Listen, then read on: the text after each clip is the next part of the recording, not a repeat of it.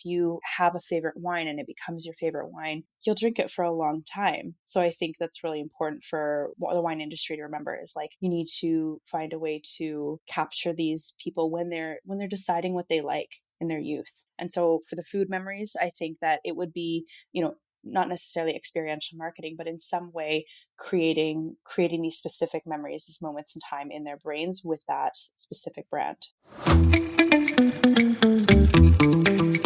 Ciao! Welcome to the Next Generation with me, your host, George Michael Grima.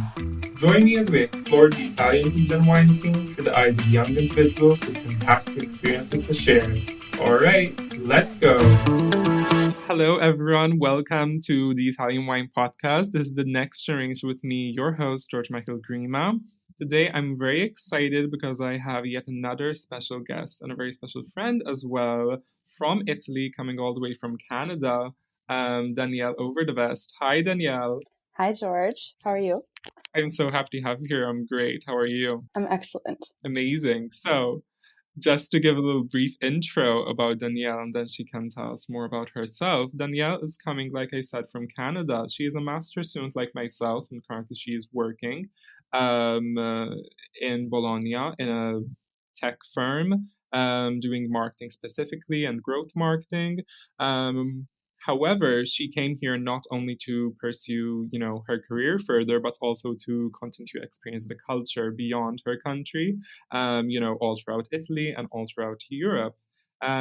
So that's why I'm very excited to have her on the show to tell us about, her experience here. Yeah. So can you tell us more about yourself, Danielle? Yeah, absolutely. So I grew up in Calgary in Canada, and I moved here just over a year ago to Bologna, and I did my master's in digital marketing and communications at the business school.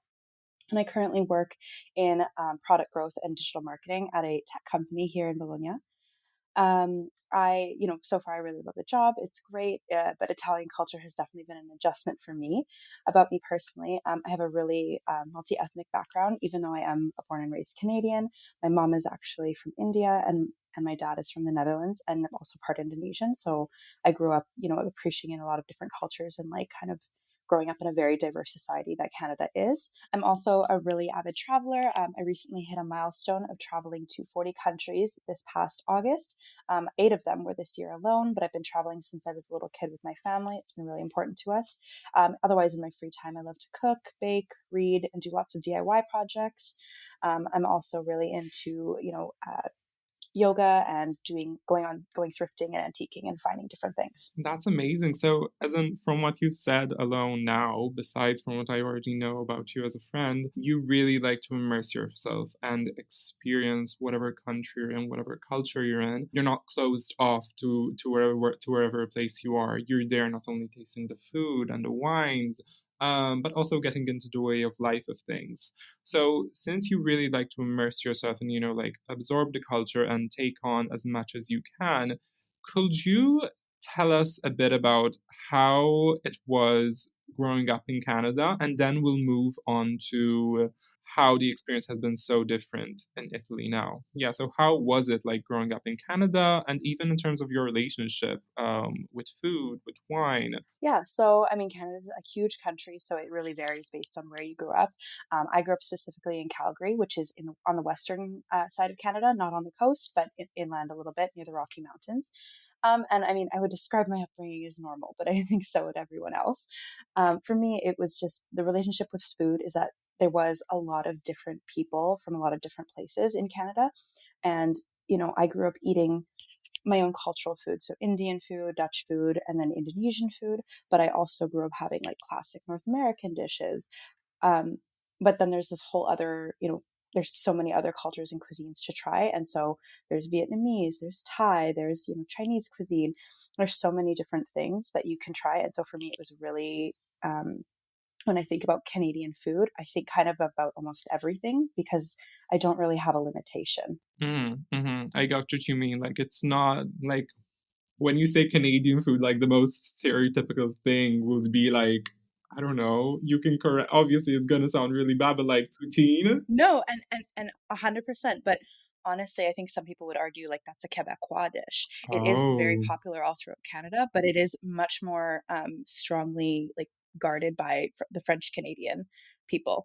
And like, I love poutine. I will talk about it later. I love it. It's a great dish. It's heavy, but it's a great dish. And there are some other, Canadian focused dishes, but there's nothing I can say that's like specifically wholeheartedly from this culture. However, for a traditional Canadian dish, I think something that's really important to recognize is the Indigenous people of Canada. So something that I know that they have made and still make to this day is something called bannock, and it's basically a fried bread item. And so I have had it before. I've tried to make it before, and it's really, really kind of fun. It's a fun dish to make. It's basically a fried piece of bread, and then sometimes you serve it with like a jam or maple syrup or just butter. So it's not that that's a traditional dish of Canada, but I think it's really important to recognize the culture and history of Indigenous people in Canada. Yeah, yeah, for sure. Because I think that's like, maybe one of the few items that you can say that's like intrinsically Canadian, at least even like locally in terms of like the land and the country, like, from where it all started. Having said that, coming to Italy, where there are so many like dishes and cuisines that are like really specific to the country. Even if you just say pizza and pasta, you have so much to go on, which are, the most stereotypical dishes, but they are intrinsically Italian. So, going from something that was so broad and so kind of like inclusive to a point of other cuisines. And then coming to Italy, which, has a very strict cuisine, which is Italian cuisine. You know what you're getting into. You have a lot to try, of course, but it is still the very specific Italian cuisine. How was this, the kind of like bridging your two ways of life from Canada to Italy? It was definitely very interesting. I think at first, I mean, I had been to Italy as a tourist before, and so of course you have that like excitement of that dopamine rush of, oh, I just want to have pasta and pizza and all of it. Um, and it's so fantastic and it's always amazing. But it was hard when I got, a few months in, and I was like, I really miss having, Indian food cooked by my mom, or being able to go and get like the Vietnamese pho that I always loved, things like that, just small comforts. And there are places here, and I definitely have sought them out and found them. But it was definitely interesting because it's very much so a dominance of Italian food, which of course it's in Italy, it should be, but it's really interesting seeing like the difference between the two. 100%. And now shifting a bit more onto the wines as well, because we'll talk about more, Italian wines later on as well. But I think I'm really interested, and I think that the listeners will be really interested as well to hear more about Canadian wines. Because I mean, we hear about, wines from the United States, and that's mostly what we think of when we think of North American wines. We think of like California, Napa Valley, that's like the main highlights. However, we don't really speak a lot about Canadian wines. Could you tell us a little bit more about how it was growing up in Canada, specifically in terms of like the wine? hmm So from a really young age, my parents were great about socializing us to like alcohol and wine. Like, it wasn't something taboo or something that we never like talked about as kids. I remember my parents always enjoyed wines. They really loved red wine always. My mom specifically knew she would always want red wine with dinner. She loved sangria, which is, like Spanish sangria. She would always have it. It would be something she would love to have if we went on a trip. And so when it came time as an adult, when I became an adult, obviously their preferences for wines really shaped my understanding and my like where I would dip my toes when I wanted to try. My dad really liked Chilean wines or wines from South America. And so those would be kind of the first that I went with. When I did start, my mom always enjoyed growing up a wine called Apothic Red, and it's a sweeter red wine. It's from California, and it's a blend of Cabernet Sauvignon and Merlot. I really enjoyed this wine because it's got really, again, fruitier, sweeter notes. There's black cherry, there's plum, blueberries, vanilla, and mocha, and these are flavors that I already naturally gravitated towards. And so in a wine, it was kind of perfect. But I did find as a kid, or not as a kid, as a young adult, that red wines were quite heavy for me. And so I would experiment with more lighter white wines, like a Moscato variety, because again, this had the same fruitiness, but it wasn't necessarily as heavy as a red. That's really interesting how, you're not only mentioning your own experiences with wine. And yes, you experimented with wine and tried different ones, but also it's true because some people, Italy is quite, it's quite alcohol friendly and it's quite open to that wine culture. It's really, tied into the culture. Um, but I think it's really good to have grown in a household that was so warm towards wine culture and alcohol culture, not as something that you just drink to get drunk and like it's something bad for you, but as a way to enhance your experiences and discover other cultures. And it's really interesting how those experiences as well from your parents influenced your own taste, kind of thing. So could you give us a bit of an insight, a bit of a look into what the Canadian wine scene is like? Yeah, for sure. So, I mean, there is a huge wine scene in Canada. So, where I'm from, Calgary is right next to the province of British Columbia, and in that region, there is something called the Okanagan region, and it is probably this. I think it's the second largest wine producing region in Canada. The other is in Ontario, which is a province on the east coast. And I know that that region it's huge for wine, like kind of focused tourism. They have over 200 vineyards, 100 wineries. It's really highly developed and a very specialized region. I know that it's very diverse in terms of grape varieties. There is Merlot, Cabernet Sauvignon, Pinot Noir, Chardonnay, and lots of others. Another really cool thing about the Canadian wine scene is ice wine, which is made from grapes that are frozen on the vine. And the point of it is to kind of create a more enhanced flavor of wine, and it's I think sweeter, I believe, and it's really kind of unique to the region. And there's a few other varieties in the world, but I know that it's a very popular thing in BC specifically. Um, Basically, I think our wine scene is very much so more focused on the tourism aspect. It's a really popular thing to go to a winery as like a holiday or a weekend trip, that kind of thing, rather than like seeking out like the wines just for the wines. I would also say that wine in Canada, especially Canadian wines, are really expensive. And so it's kind of a bit inaccessible, especially to the younger generation like myself. Um, I grew up, not grew up, but as a young adult, I had more imported wines. My parents were always drinking imported wines. They really liked Chilean reds, ones from California, different varieties that were not necessarily Canadian. Okay. So yeah, that point that you said, it's like quite inaccessible. I feel like it's a shame because, yeah, you hear about them and you can research about them and, go on touristic trips and go on like fancy like vineyard trips and like, make a thing out of it. But it's not really something that you're gonna go to your grocery store and be like, oh yeah, I'm gonna pick up this €10 or rather $10 like bottle of wine and like take it home with me and say that I'm drinking Canadian wine. Like it's not it's quite a shame in that sense. No, it's absolutely a shame. And I would say even another thing is it's just so cultural. I mean, even you saying go to the grocery store and pick up wine, we actually can't. Alcohol in Canada is sold separately. So you don't get it at the grocery store. It's always at a liquor store or somewhere separate. Um, so it's not like it's as common, like alcohol and wines are not as commonplace for us as they are here, where you just go and you get your daily groceries and you're like, oh, I'll pick up a nice bottle of wine.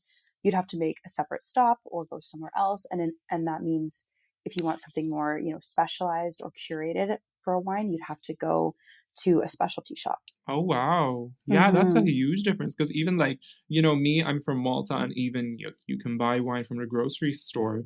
So then, the same as Italy and the same of, most of Europe. So even then, does it affect how often you drink wine, for example, at home or like generally like out and about? Absolutely, I would say before coming here, I I rarely had wine, honestly. The culture of drinking, I think specifically, in my age group, but also just in general, is not necessarily wine focused in Canada. I would say we're much more, beer or cocktails or liquors, or really popular in North America is like the hard seltzers. Wine is, for my age demographic, is really not at the forefront, which is kind of sad because I think that it's a much more sophisticated drink. It's much more there's a lot of different experiences you can have for it.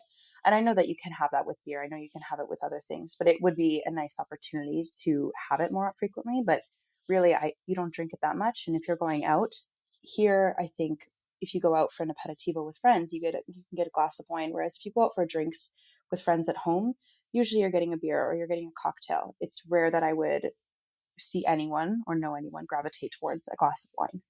Yeah, 100%. It's just not as accessible, because if you're going out with friends, you're gonna go out with your friends. You're gonna go to the club or to the bar, and you're not gonna have, casually have a glass of wine. No, Whereas not at the club.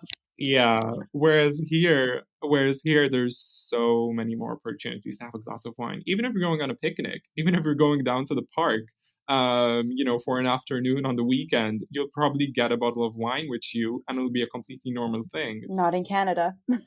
I know, I can imagine. Not even the ice I wine. mean, well, in some place, so Montreal, yes, you can do that, and I think that's because Montreal is very much so more European in that way. You can have a drink in the park, but in my city, you cannot. It's illegal to be drinking in public like that. There's a few parks that they sometimes designate in the summer, but honestly, you're very limited to where you can have a glass of wine. Oh wow. Yeah, that's crazy. So isn't even just saying that, like the kind of like the culture shock, the cultural differences are huge in terms of wines and even in terms of food, there's like a vast difference. Now, speaking about Italian wines more specifically and your experience in Italy, so how has it been? You said you've been drinking more wines, drinking more Italian wines, of course, since it is more accessible. Like, and what occasions have you been drinking wines? Are there any specific Italian wines that have stood out to you? Yeah, so my experience with Italian wine, I think it's just moving here in general. My experience with wine has just increased because I've had the opportunity to try so many more. And living in the Emilia Romagna region, I do have two classic favorites, which is a Pignoletto Frizzante and a Lambrusco. I would say in terms of occasion of where I have these is honestly so much more. Sometimes after work, I'll come home and I'll cook, and I have a nice bottle of wine, and I'm like, let's try it. It's not drinking for anything other than I just want to enjoy the taste and enjoy the pairing with my meal. But I also would say it's really more common now for me to, when I go out for an aperitivo or just for a drink with a friend, I honestly gravitate more towards wine than I ever did before. Usually it would be immediate, like a cocktail, something like that. And now I look at the wine list first, which is, something that a year ago I wouldn't have even thought of. In terms of my favorite ones, there is a Lambrusco. It's called Otello 1813 Nero di Lambrusco. And I had it, for me, wine and food stick in memories of like traveling and being with friends. And so I fell in love with this specific bottle at a restaurant in Bologna, Osteria 51. And every time I go there, I want to order it. It's fantastic. It's very heavy, but it has raspberry, strawberry, and vanilla notes. And these are, flavors that I've always loved. It's probably my go-to Lambrusco, or, if I'm feeling adventurous, I will try something new, but it's great to pair with like, tagliere or charcuterie, something like that, because it really has such a strong flavor and it really complements those kinds of flavors really well. For Pignoletto, my favorite is from a local winery in the Colli Bolognesi. It's called the Per de Tempo Frizzante, and I had it the first time at a wine tasting at their vineyard or winery, Cantina Terra Rossa Valenia. It's super light and it pairs really well with most dinners, and I really enjoy having it whenever I make, quick meal at home or something like that. You have really accumulated a good amount of knowledge about these specific wines. And what's interesting is you don't just stop, you didn't just stop at, okay, I love a good Lambrusco, I love a good Pignoletto, but no, okay, these are like the two specific ones I'm gonna gravitate to. These are the ones I know that work well with a good platter, with a good charcuterie. So these are the ones I'm gonna go for. You mentioned the Italian food. However, for me, again, it's really interesting since you have such a vast experience of cooking different foods and eating different foods from different cultures. Not only, you can mention Vietnamese food, you can mention Chilean food, South American in general. Um, However, also cultures, food from the cultures that you have a personal connection with. So, Indian, Indonesian, Dutch foods. how would you pair, or how have you been pairing, just like in this past year, these Italian wines with these very specific foods that you will just, cook casually at home? So yeah, my mom is Indian and she's specifically from Goa. And if you know anything about India, Goa is kind of like the beachy coastal region. It's really well known for the seafood and, kind of coconut flavors, which is, I think India is really kind of like Italy in that way, where every region is really specific on food and really different. Like there's so much diversity across regions in India.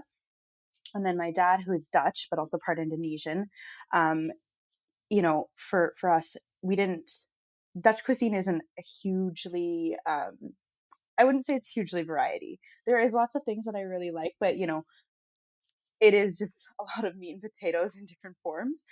But it's still, but it's still delicious. I'm not complaining. And then Indonesian food is like a whole other world, and I think it's also one of the Southeast Asian cuisines that people don't know a lot because it's not as popular as something like Thai food or Japanese or Vietnamese, things like that. So for me, Indian food is my comfort food. It's what I make when I feel homesick here. It's what I crave when I'm feeling, like I miss Canada, which I think is kind of funny for a lot of people.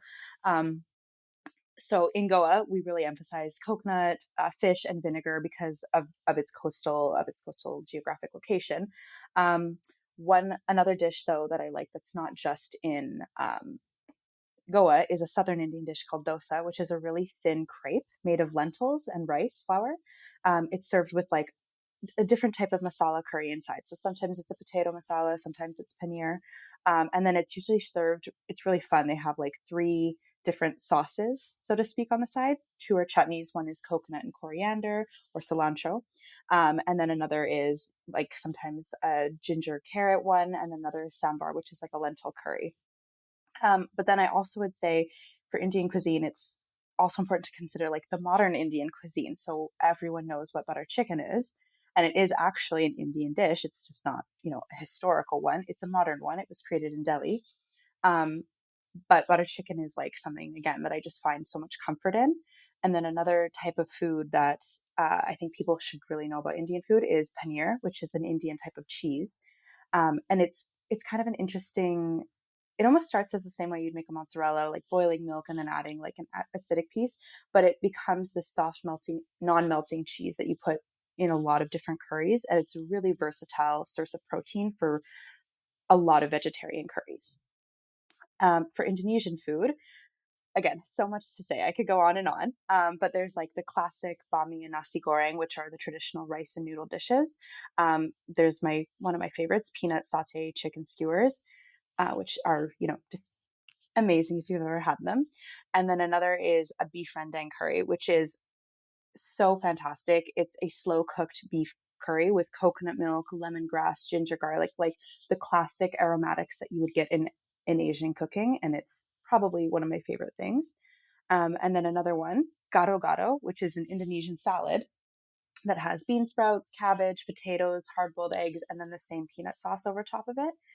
And so all of these are, really rich dishes. Like it's all quite heavy for the most part. And so for me, like wine pairing with these dishes, I always go to a white. I always go to something bubbly. So one recently that I've enjoyed is, I'm going to butcher the pronunciation. I'm so sorry. Joseph Gewürztraminer. And it's from Alto Adige in Italy. And it has kind of got notes of lychee, pineapple, apricot, ginger, and honey. So it almost has like complementary flavors with the ginger, but it's very tropical and fruity and very light. And it just kind of cuts through all the spices and the heaviness and really just, I don't know, refreshes the palate, at least in my experience. Another one I really like is Catamir Athesis Brut, which is a blend of Chardonnay, Pinot Bianco, Pinot Noir. And it also, again, has that apple, pear, melon, and citrus flavor. And it's very fizzy and quite acidic. And it just, when you're having such heavy, rich, kind of curries, that this flavor really just blends so well. Yeah, no, that sounds like a dream. and what you said about, these quite, heavy dishes, but not necessarily in terms of the food content itself, at least not in all of them, but in terms of the flavors. The flavors are so complex, they're so diverse, but they all come together so well. So you really need a wine which is equally as complex, but, like light, has a light aftertaste to it. Or were there any more dishes? There are more dishes. I didn't even touch the Dutch. So for me, the best thing about Dutch cuisine is pannenkoeken, which is, it's kind of like a mix between a pancake and a crepe. It's slightly thicker than a crepe and it's got some heft to it, but it's basically a sweet or savory pancake, depending on how you're feeling. Sometimes you eat it with like cinnamon apples that have been cooked down and kind of caramelized, but you can also have it on the more savory side with Gouda, potato, onion, which is honestly one of my favorites. But again, like you can have any combination of toppings or flavors. It really depends on what you like. And then another item that is kind of fun that I like is called bitterballen, which is like a fried meatball with veal or beef, and it's deep fried, and kind of have it with like a mustard or something like that. But I will say my top two favorite Dutch foods are the stroopwafel, which is like the little waffle cookie with caramel in the middle. Yeah, it's fantastic. I'm sure everyone Yeah, knows about it. classic. Yeah. It's the classic. And Gouda cheese. It's fantastic. That is a cheese board in and of itself for me. Pair it with a nice wine. Good to go. Honestly, I'd pair it with a Lambrusco. Sounds like a lovely evening, a lovely aperitivo. Not necessarily Italian, but you got a little Lambrusco in there. No, it all sounds so lovely, and I think it's really unique, but also really important, I think, to highlight because, when we're talking about pairings, if we're talking about kind of like traditional pairings, we think of Italian food, Italian wine, or the very best, European food, Italian wine. So when we're talking about, Dutch food, okay, we're still European, but then we're going to Indian food, which again, okay, it's still kind of like mainstream, so to speak. It's still very popular. But then we're also talking about Indonesian food, which, like you correctly said, it's not as well known. It's not as popularized, at least in Western culture. I feel that's a really unique spin on it. And I feel that's something important that we need to keep in mind that yeah, okay, like Italian wine is there, but it's not just there for Italian food or European food, but it's important to get the most that you can out of Italian wine by pairing with as many different cuisines that you can, because it will not only elevate the wine, not only elevate the food, but also elevate the wine itself, and you just get more out of it. I couldn't agree more. I don't think that there should be hard lines between if the wine is from somewhere, the food should be from somewhere. Like it's so important to try like different things across different cultures, across different countries. And I mean, I haven't had a bad pairing yet. Yeah, there you go. So, kind of like to start closing off a bit, something that I really wanted to touch before we close off this episode um, is, your unique perspective as a person, as an individual who is Gen Z, who is a student, but also who is, living abroad, who has had these, diverse experiences. Um, Kind of like how we can make food and wine approachable more to Gen Z audiences and student audiences. And something which you said before, which really struck me, and I think it's like a unique take on things, is portraying, showcasing wine as being tied very closely to specific experiences and specific moments and memories. I feel that could be a really, key way to get in more younger audiences who are, rightly so, obsessed with and kind of like excited to make memories that will last longer and moments that will last longer. And if you can pair a wine, not only with the food, but with these memories, you can remember, oh, I had this specific Lambrusco or Pignoletto when I was on holiday here or when I had this birthday party. I feel that's really interesting. And I feel that's a really good way to kind of like try to rope more younger people into the industry. Yeah, so what is your take on this? What is your take on kind of making the wine and food industry more approachable to Gen Z and kind of like student generation, similar to us? Yeah. So I'll speak to Canada first. So in Canada, I think wine is marketed to much older generations with, kind of that idea of like, oh, they have a more refined palate. And the culture for young people is definitely beer and seltzer and having those kinds of the different palette, like the different flavor of that, the different excitement of that. Um, and for me, when you talk about the memories, the food memories and the wine memories, for me, that is a huge part of traveling. As I said, I've been to 40 countries now. And honestly, some of the most poignant memories are when I had a specific meal that, you know, changed my life, in that short moment of time, or I had a glass of wine, or I had a drink that just kind of solidified and cemented it in my memory. I remember like some of my earliest memories in traveling. I, was 5 and we went to on a family trip to Greece, and I can remember the octopus hanging out drying in the sun. And I can remember eating calamari on this little dock somewhere on some random island. And I remember that with my family. And then, fast forward 20 years later, I still have memories like that. I went to Prague recently with a friend, and we had the most amazing meal, and like the crispest, most lemony and citrus radler in a bar in the middle of Prague. And I will forever have that memory in my mind. And then for wine, I talked about earlier, the Lambrusco, where I made one of my closest friends in Italy, Alice, in we had that wine, and now it's kind of a tradition for us to go there and have that wine together, have that Lambrusco.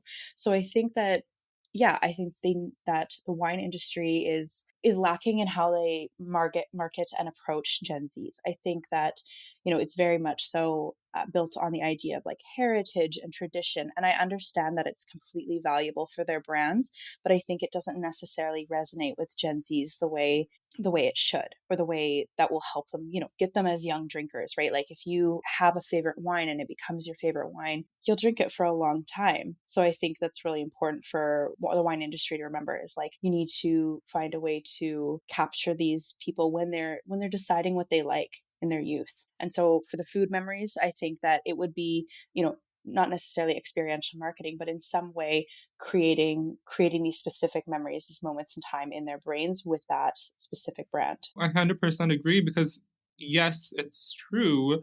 Like what you said may be a bit like straightforward, like very clear cut, but it's true. A lot of these wineries brand themselves, based on their heritage and their history, which is really good. But I feel that's targeting a very specific audience, okay, of the wine drinkers, of the wine professionals and the experts, which is good and very important. But if you want to shift your focus towards Gen Z, towards younger generations, I feel you don't have to remove that part of your marketing on the heritage, but you have to add on to it marketing very specific on experiences, memories, wine pairing with your memories, wine pairing moments rather than just wine pairing food. And I Yeah. think it's also about Mm-hmm. accessibility. I mean, from experiencing Italian wine brands here, there's one specifically that comes into mind. It's Tavernello, and I know they're not like, I'm not sure how they're, perceived by the Italian public in terms of wine. But for me, one thing I can say about them is that their marketing is very unique. If you just look at their Instagram page, they have kind of a different feel. It's definitely young and youthful, and it's clear that they're trying to attract a larger audience rather than people who've been drinking it just because they've been drinking it for the past 60 years. I think something to consider is like in North America, there's so many liquor brands that are owned by celebrities and endorsed by celebrities. I don't necessarily think that's the way forward. I don't think it is, but I think that it's really important for maybe the wine industry to look at different forms of marketing and different ways to connect with the younger audiences. For the last question, just to close everything off, I love to ask my guests, so what are your favorite food and wine pairings? Maybe since you have such diverse heritage, you can give us a wine and food pairing that's, kind of like Italian wine, since we are an Italian wine podcast, and a food, from your diverse cultures, whether it's Indian, Indonesian. I can absolutely do that. But picking one dish from all of those that I've experienced and that I'm connected to it's an unfair question. I think I'm going to stay true to my roots, and I will pick an Indian dish. This is a North Indian dish. It's called Malai Kofta. And it's got the fried paneer in it, which I talked about. And the curry is made from cashews, onions, potatoes, spices, and then like kind of a cream. And it's probably one of the most amazing things I've ever eaten. It's so rich and smooth, and it's a little bit on the sweeter side, but I think it would pair really well with the Joseph Gewürztraminer. that I hadn't mentioned before, because again, it's got the lychee, the pineapple, the apricot with notes of ginger and honey, and it's a very gentle wine, I would say, to go with such a heavy and really spiced dish. It's very acidic, which is so in stark contrast to the sweet and creaminess of the curry, and it's got a very light body, which I think is necessary in this type of pairing. Well, that sounds like a lovely pairing. So I'm really excited to try it as well with the wine, which I will not attempt to pronounce. Yeah. This was a lovely interview. Really interesting. I loved hearing your unique takes, not only on food and wine, but also on culture and on life in general. So thank you very much for being my guest for today. You're very welcome. Thank you so much for having me. Of course. Okay, this has been another episode of Next Generation. So thank you very much to everyone for tuning in, for listening to another episode of Next Generation with me, your host, on the Italian Wine Podcast. Thanks a lot and see you for the next one. Ciao! Thanks for tuning in today for another episode of the Next Generation on the Italian Wine Podcast. See you for the next one. Chin chin!